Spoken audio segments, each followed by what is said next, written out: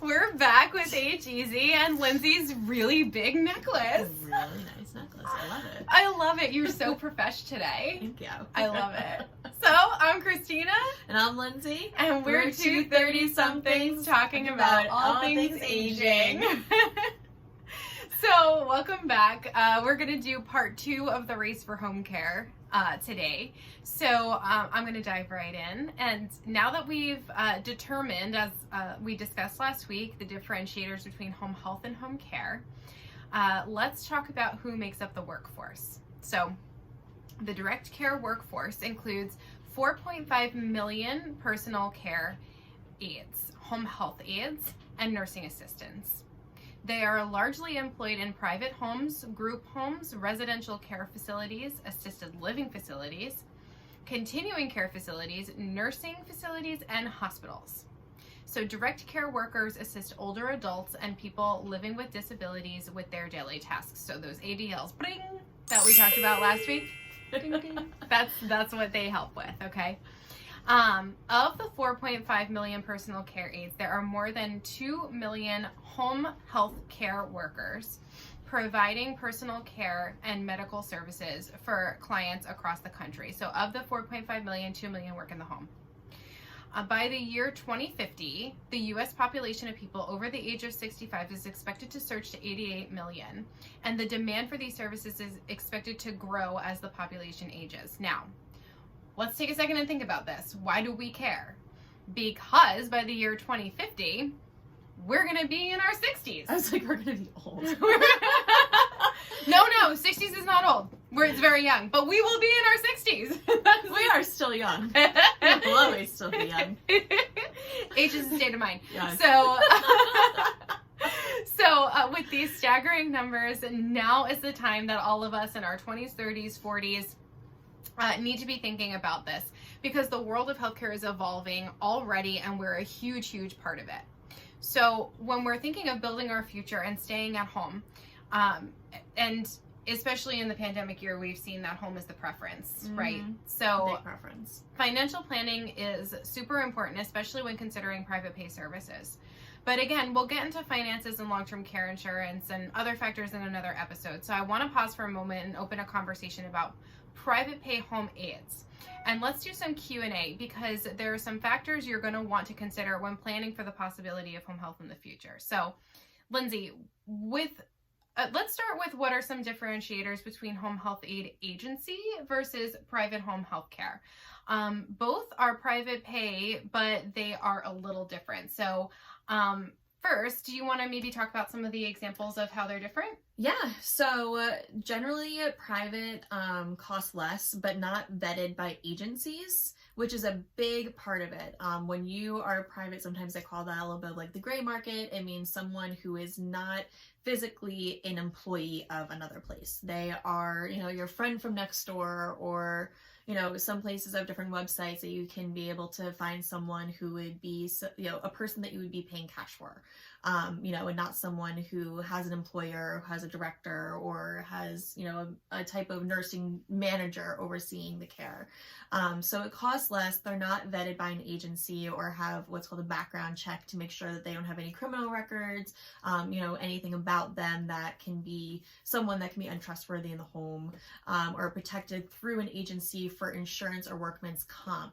That's also a really big thing when someone is going to be in your home, because if they're not through an agency and they slipped in your kitchen, you are responsible for any type of urgency or emergency room visits or any type of help that they need, where they can be able to legally, go through suing or anything like that, because this is scenario. And then also when it comes to that service, that with an agency, they are the agency's employee, the agency's responsibility. They're the ones that would be doing workman's comp for them and being able to take over if there's anything going on. Do you want to go for number 2? Sure. So with a private aid, of course, you have the opportunity to vet them yourself, build that relationship. And a lot of people do like that because they're selecting the aid by themselves and not necessarily relying on an agency to select the aide for them. However, you do also want to keep in mind that when you are talking about an aide, and it may be more than one aide, but if somebody calls out, then if you have a private aide, you have no backup. If you are going through an agency, it is the agency's responsibility to communicate with you and provide a backup option for if there is a call out or car trouble or, whatever the case may be, an illness, a family emergency. So those are all situations that you want to be thinking about and considering when considering private pay through an agency versus private pay to a private person. If you don't like your aide, you likewise can ask for somebody else through an agency rather than having to go through, again, that hiring process and firing process by yourself. And that's something that's also really important because for an agency's perspective, they want to be successful. They want to find a really good fit for them, not only on a professional level for someone that can take care of, your medical needs, but also on an emotional level of someone who can be able to be a good fit for you. Just someone that you can be able to talk to, someone that you feel like you can trust, someone that you enjoy this experience, this type of experience with. And they want you to be happy. They want to know that they found a really good connection with the two of you guys and that's a really good match. And so don't ever feel nervous contacting the agency and being like, you know what, like, I really don't feel a connection here, or, don't feel nervous if you see something that is concerning or you have a question about, because they want the satisfaction from you. They want to find a good match. They don't want to find, 2 months down the line that you've been absolutely miserable. And that's something that is really big with agencies. Like she said, there's no backup if you don't like the person there and you have to sort of start from scratch again, which is stressful in itself. With an agency, that you have someone that you could be able to go to and be able to discuss what's going on in the home. And the last thing you want to do is add more stress to your plate. I mean, come on, our name is AGZ. We're all about making life easier. So, okay. So long-term care insurance companies will generally cover home health aid costs through an agency, but not always with private. So you do want to consider that. Also, again, long-term care insurance is something we're going to cover in another episode because it is quite complex. So put a pin in that. Agency bills count at tax time. You can write off your home care when it's done through an agency. So it's another benefit. So something to keep in the back of your mind when you're considering your options. Yeah. Most of these options are very pro-agency that we have given to you, but let's actually take a moment because you can certainly have benefits using an aide privately as well. For example, there's no overhead of agency staff. So the private aide is being paid directly and often at a lower rate than agency. Also with private aides, you have consistency, right? It's only one person coming and going for the most part, where an agency, you absolutely can have that. But sometimes when it comes to shifts at 40 hours or more a week, our daily care, including weekends, you're definitely going to have more than one aide to avoid overtime charges with agency. So either way, you have the opportunity to build a very nice relationship with your aide or aides. And to some degree, it's basically just your preference on which route you want to go. Mm-hmm. And, your neighbor next door who took care of your, cousin's best friend's father, they can be actually really, really great and really trustworthy and can be a good fit. So, I'm happy that we sort of were able to discuss both situations because both of them have positive, both of them have, pros and cons.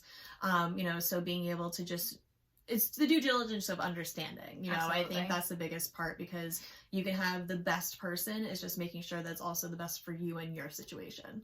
Yep, absolutely. All right, so now with all of that being said, now let's talk about some frequently asked questions. So let's just say you do decide, you do all your background checks and your research and all of that, and you decide that, yes, agency is the way that I want to go. So, Lindsay, let's go over some FAQs, some frequently asked questions that we have gotten when a client calls to ask for home care. Okay. Now, don't forget, we always are looking for comments and suggestions and questions. So if anything comes to your mind while you're listening to these and you have another question that you want to ask us, let us know. We'll address it on another episode. Yes. Or, just if you think we're off on something, write in and let us know. But these are the commonly asked questions that we have experienced. Absolutely. Yeah. All right. Number 1, does my insurance cover this for private agencies? No! So we discussed earlier in last week's episode the difference between home health and home care. And when you're talking about the private pay aide, you are talking about home care. All right, so home health, again, is the measurable outcomes covered by insurance. Home care is private pay, voluntary, and preventative. Okay? Yeah. Very good. All right, question number 2. How much does this cost? Dollar bills, y'all. Yep. Where's that money? This is the lamest ever. Someone needs to teach me. I need to get better at that. Oh, goodness. Not good at it. So, when it comes to cost, every agency is different. We could tell you right now that in New Jersey, the average going rate for private pay home health aides through agency is somewhere between $27 to $32 an hour, give or take. That's not even definite, Yeah. and it ranges from even North Jersey to South Jersey. Yeah. So it depends on what state you in, where you are in that state, and a myriad of other factors. And it changes every single year for the most part, or at least every few years. Obviously this year it took a toll where prices did change because of the pandemic. But this is something that does increase. It never goes down, I guess is the right way to put that. It always goes up. It will always go up, even when Yes. you're already signed on services. You do have to take into account for inflation, so do prepare for that. And additionally, right now with COVID, some agencies are handling things differently, and it's not the same for every agency. So some agencies will charge a flat fee that's just a little bit higher. Others will charge a lower fee plus an additional cost for PPE for the aides. So you want to be asking those questions, and you want to be considering all of the different factors, and don't hold against any agency what another agency is doing to manage this. No one knew what the heck they were doing, so we all just are doing our best. So it really is, that's the truth. That's the hard truth. And, when you're doing your research, do what's best for you. Live-in rates are anywhere from, well, some of them are less, but the average is going to be, and some of them are more, but the average is about $275 to $340. Okay. Or even more than that. And more. Yep, absolutely. So, again, you're going to want to ask questions about how that cost structure is. Is it based on what you need as a patient or a client? Is it based on just a flat fee? How do the aides get paid? A happily paid aide is going to be a happily working aide. Yeah. So think about that too. You don't just want to necessarily, I understand that you can't magically make a $20 bill out of a $10 bill, but at the same time, you do want to be thinking in terms of, are the aides being taken care of? Because that means you're going to be taken care of, or your loved one's going to be taken care of. Which is really big. Number 3. Number 3. Is this a binding service? No. I think it also does depend. Most companies, it is no. Sometimes some people do ask for a 2-week commitment, or something like that is what I've heard from other places. But from our experience, most places, no. When it comes to the services, that it is a private pay company and that you can be able to change or cancel services typically within 24 hours. Again, this is just from our experience. Other companies and other places, really good to ask that question, because you want to make sure that you feel comfortable with the type of consent that you're going to be giving for this type of services. And then when it comes to asking, you also want to make sure the minimum requirements for length of stay, but also when it comes to the services, that they're typically pretty fluid and designed to change with everyone's clients' needs. So every time that, in a situation, if you're getting better or, getting worse, that they can be able to adjust the schedule, which is really big.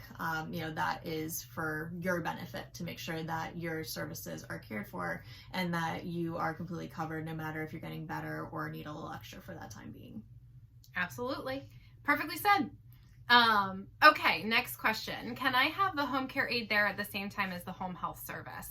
Yes, not only can you, but you probably should in a lot of situations, especially following a hospital stay or a rehab stay. Yeah. And we say that because the aide, while they are not necessarily part of the home health company's care plan, we as the home health agent, or the home care agency, can include those exercises from the home health company in our care plan. You got it. Oh my God, it's like a giant tongue twister. Peter Piper, where are you? So, where are you? So you can. Peppers. He's picking peppers. He's not with us today. So it's just me ruining everything. So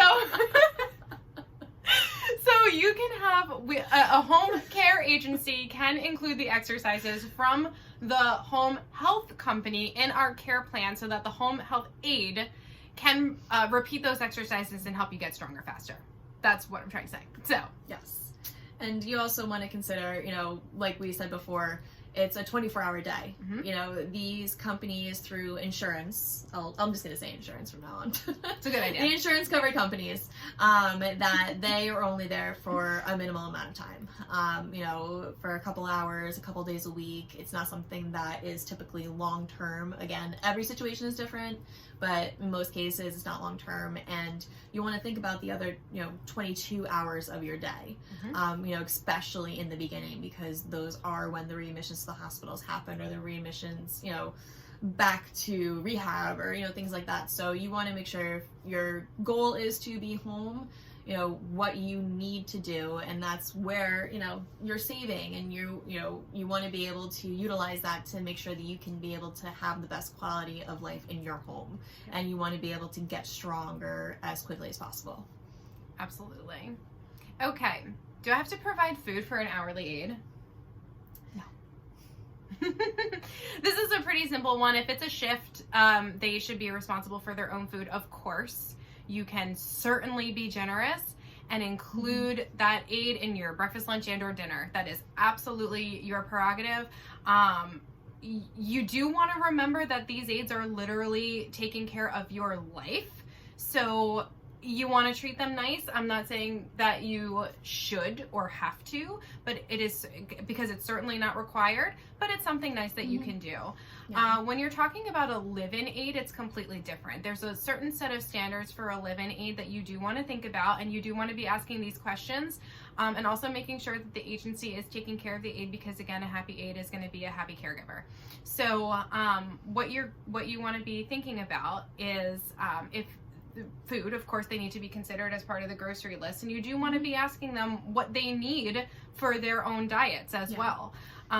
It doesn't have to be, they shouldn't be asking extravagant things. Right. It should be, pretty, I guess, simple on that list, but definitely they may have some, different types of cultural foods that they like, or like she said, different types of diets, whether they're like vegetarian or things like that. So those are things to definitely consider and to ask them during that time. With some agencies as well, a lot of times it is like you cover the room and board and the food. Some people also do a sort of like a food expense. So those are some things to ask the agencies. Is it something that I'm covering, or is it something that there's a certain amount of money that they get towards that?